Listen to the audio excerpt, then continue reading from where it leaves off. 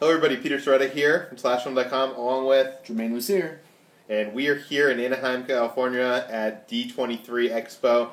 Disney has it every 2 years. They showcase all their films for the next couple of years. Everything for the next couple of years. We just got out of the panel for the animated pictures, and we're going to give you our reactions to just a couple of the things, because if we give you our reactions to everything, this would be 2 hours long. Yeah, it was a 3-hour panel.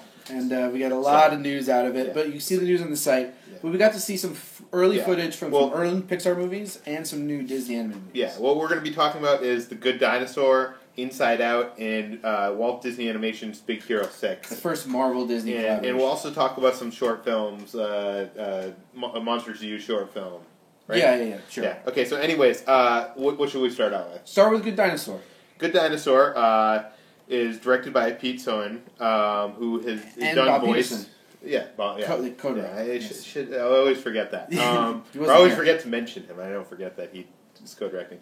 But it's basically set in prehistoric times, but it goes with the one caveat, or the one, like, what if the asteroid had missed Earth and dinosaurs did not become extinct. And all we knew sort of coming into today, there were some rumblings about what we were about to say, but we knew that there was like concept art of dinosaur and a boy.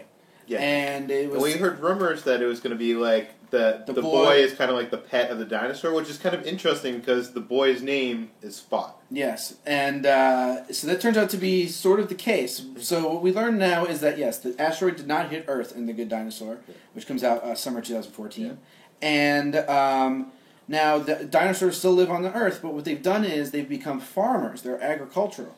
And they use their sort of tropes, physical tropes, as farming utility. So, like, the big neck on, like, a brachiosaur plows the field, and on a stegosaurus, the tail cuts the grass. So we got to see all of this. We got to see a whole sequence of that, which... You know what? I've been looking forward to this film since it was announced 2 years ago at D23. Actually, even before that, when we saw concept art in the background of Pixar behind-the-scenes videos.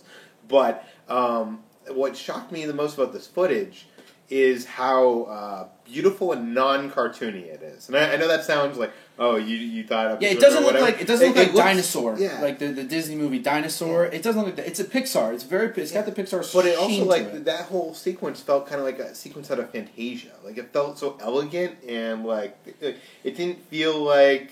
Yeah, it was almost like Grapes of Wrath or something. Yeah. It was like they were just being very nice and tranquil and calm with the farming, except the dinosaurs doing it. And then we find out, though, that in this world, they sort of like normal farmers, they hate bugs.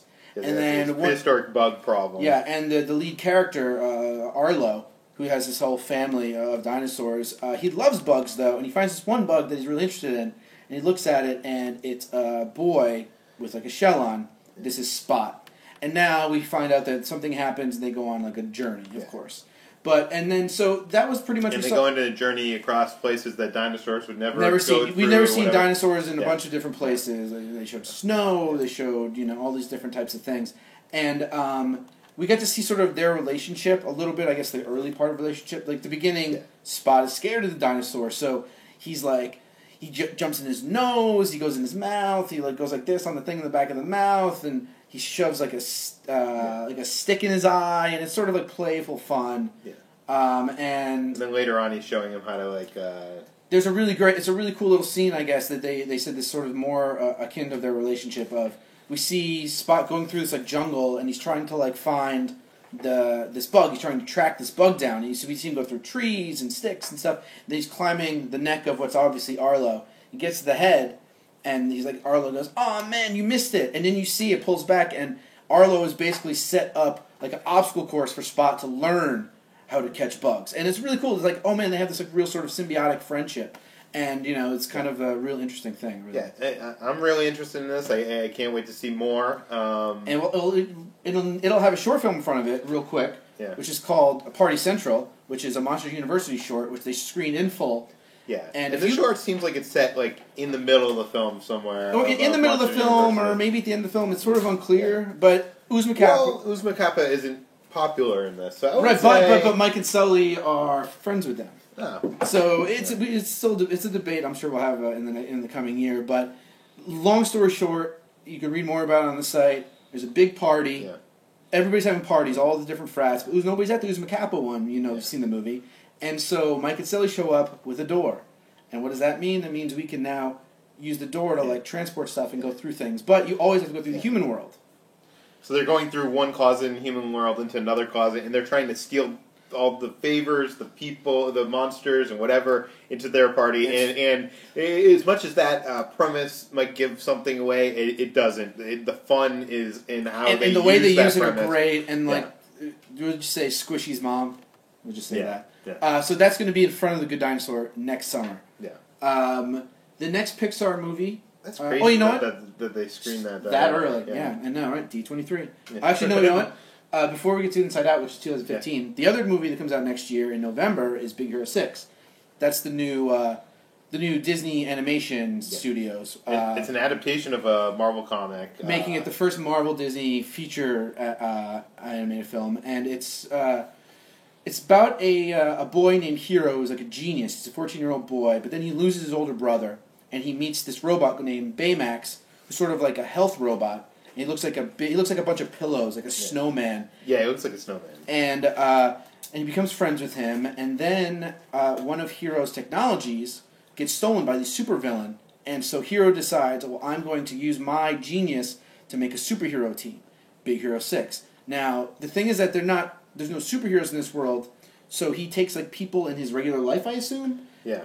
And he gives them sort of power. So there's there's a bike messenger, there's a sushi chef, there's a barista, and then there's his comic book nerd friend, and they're all part of the team along with him and Baymax. And the weird thing is, now hearing you describe this and not seeing the images and the footage we saw, it sounds very kick-ass in broad strokes, but it isn't that. And what makes it not that is the setting. The setting is this very Japanese inspired. It's Tokyo meets San Francisco. It's called San Francisco. Yeah, and it's just the style of it's all very Japanese inspired, kind of but also comic booky. Yeah, so it looks like a Japanimation film, but with a Disney sort of sheen. And yeah, it sort of does feel like Kick-Ass if Dave in that movie was was like Tony Stark. Sort of is what it is. Yeah. Because he makes Baymax into a mech'd out badass. Yeah. And it just looks really, really beautiful. And what, we've been waiting years and years. We're hoping for an incredible sequel, and we're probably not going to get that for a couple more years. This will hold us over. This for me will hold me over. This looks like a lot of fun. Yeah, directed by Don Hall, who just did Winnie the Pooh last year, and he said he wanted to make a movie that combines two of his loves, comic books and Disney, and that's what we're going to get with that. And so it looks really badass. It doesn't seem completely faithful to the comics. It seems like it's taking its own liberty, and it's which is okay because it's not a comic a lot of people know about. I mean, it's a comic that obviously has its fans. Yeah. So that's what it looks like. I mean, and that was probably my favorite thing coming out of this panel of footage we saw. Right. Well, even though it was very early stuff. Yeah. But let's talk about your favorite. My favorite thing was Pete Docter's The Inside Out, which it was originally announced here 2 years ago as the untitled movie Inside the Human Brain. Yeah. And basically, it's about an 11-year-old girl who is really happy and loves her life, and then her family moves to a different city, which I think is San Francisco again. It's just getting... It is San Francisco. It's all the Disney movies. Well, it's across the street. Well, yeah, they live there. Yeah, exactly. And something happens, and so most of the movie is set. She's also... By the way, we're getting another female Pixar protagonist. This is going to be 3 in a row, or not 3 in a row, but 3 well, in then a also, matter of years. And also Frozen. It's just a lot of them. So it's that's really good. It's really good. Yeah. But so this one, she's both the setting and the main character. The setting in that the actual main characters are her emotions. There's 5 of them. There's joy, fear, disgust, anger, and sadness. Yeah. And so the movie takes place both outside, so we get to see her, and then takes place inside with those characters. Yeah. Now, what we saw, the footage we saw... but they also introduced these concepts of short-term memory and long-term memories of how their places something happens, they almost take it and it turns it into this crystal ball of the memory and they file it into a filing cabinet. It's really this cool. Yeah, well, they showed us 2 scenes really. Yeah. And the first scene was Joy, which is voiced by Amy Poehler. She's the main character inside the body. She is she's we see her sort of watching in the headquarters, and it's sort of basically the inside the eyes.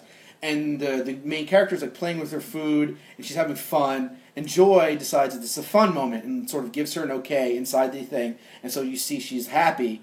Then a little ball comes out and rolls around, and then they deposit that in her short-term memory, and like then she can replay it and look at like her memories, her happy memories. It's really cool. And they showed us concept art of the long-term memory bin, which looks like if you remember the door factory in Monsters Inc. It looks like that, but 10 times as big. They have like these balls. And Imagination Land, which looks like the Magic Kingdom. These are all places inside her head. There's like the Dream Factory, which is where they make dreams. It looks like a backlot in the studio. Yeah. But guess you can tell some film geeks. Yeah. Totally. This, yeah. And so, long story. They said something happens, and joy and sadness get pushed down into the back of the brain, leaving fear, anger, and disgust in charge of her emotions. So now she's an angsty teenager. Yeah. And so we saw a scene that was her at the dinner table with her mom and her dad.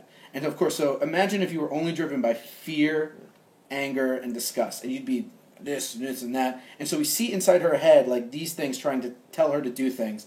And then the result of what comes out of her mouth. And yeah. So she says mean things to her mom, and then we cut into her mom's head, and her mom's emotions are all very, very this.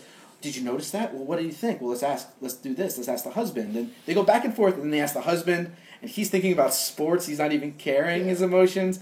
And then it becomes this like almost who's on first kind of thing where it jumps between each character and then inside each character's brain and what's happening and why the daughter is annoyed, why the mother's upset with the father, but also caring about the daughter. And it's brilliant on the levels of how meta and how things inside of things, almost like the Chinese nesting dolls of the setting and the people and the play, like whatever. And I'm interested to see how that plays out. I think if you do that in every scene, it might get too jumbled. I'm thinking it's going to be mostly inside her. It sort of seemed like that you couldn't do a whole movie of what every single person's thinking in the movie. It's just be too much. I think there are probably some scenes where they play that, but really we can follow the emotions as characters more so than the main person. Is what it seemed like we got that.